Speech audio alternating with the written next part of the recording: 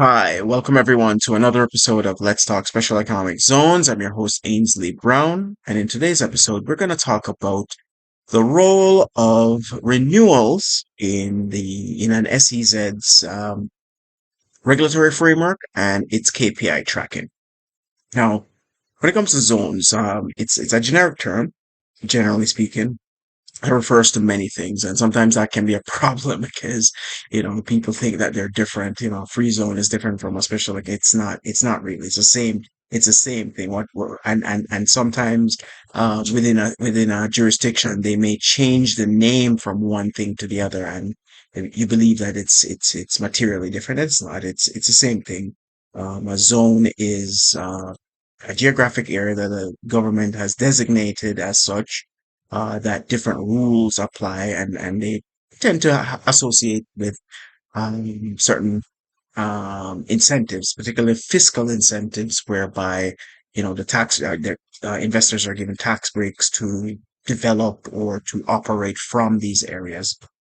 Now, when it comes to looking at renewals, so you've admitted someone into your regime, into your zone, and they're renewing, and it's the renewal is a two-way street, right? It's a vote by two parties.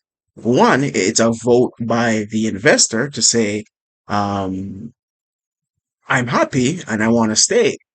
So that's good, right? But it's also a vote from the regulator, from the country, that says, we like what you've been doing and we want you to stay. So however long that renewal, that license lasts for, whether it's an annual license or a 5 year, 10 year, whatever the license period is, it's a vote from both sides.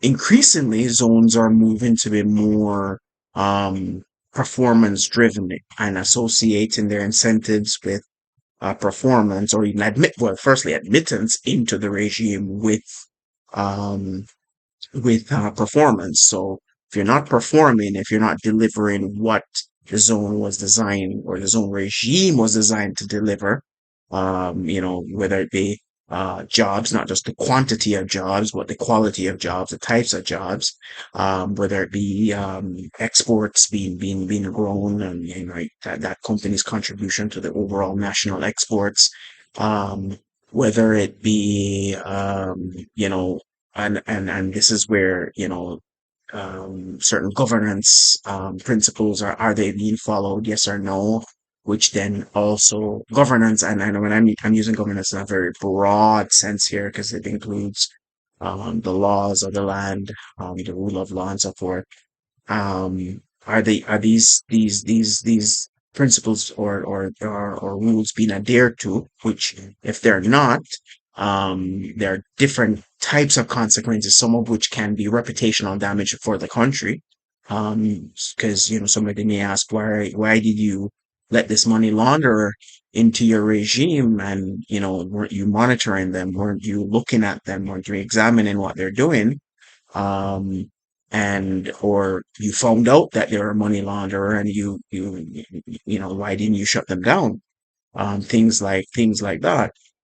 So, it's important that those things are monitored, increasingly.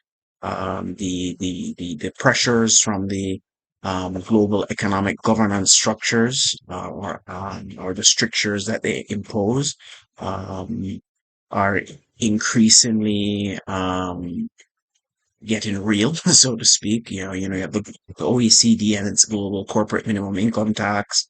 Um, you have supplier due diligence, to ensure that there's no slave labor, and things like that. In your supply chains, there's a whole host of things that are there, that are necessary for companies to pay attention to. Um, but and renewals are part of that, and renewals are definitely part of the regulatory framework, because it is an opportunity for um it is an opportunity for the both sides to say whether or not they want to continue with the relationship. The investor can say, this is not for me, I'm walking away, or the regulator can say, no, we want you out.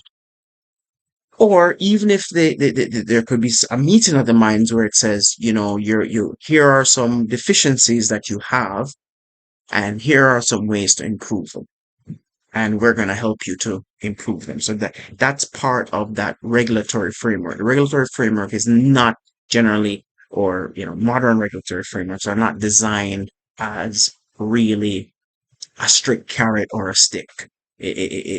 That's very binary thinking. Think it's more, how do we work together to achieve the collective objectives or collective outcomes that we're both seeking. You want to make profit, I want jobs, right? You can't make profit without jobs. I have no taxes if I don't have jobs. So let's work together. I want to develop my country. You want to make money. Let's work together. But these are the rules of the game. And if we both agree, then here's your license to operate within this framework, and we're going to be renewing it. Renewing you if you're following the rules, if you're meeting the KPIs and so forth. And it's not a case of only at the point of renewal that this thing comes up. The only reason why you know it's an issue is because you are monitoring it, right? So throughout the time period, a modern regulatory framework would be then trying to fix the challenges faced by the investor before they become really an issue, right? So that's the type of thing. And so renewals and monitoring definitely work together in harmony within SEZ regulatory framework. If you like this episode, please like, share, subscribe. If you want to see me do a particular topic, just leave me a comment down below and I'll get right back to you. Bye for now.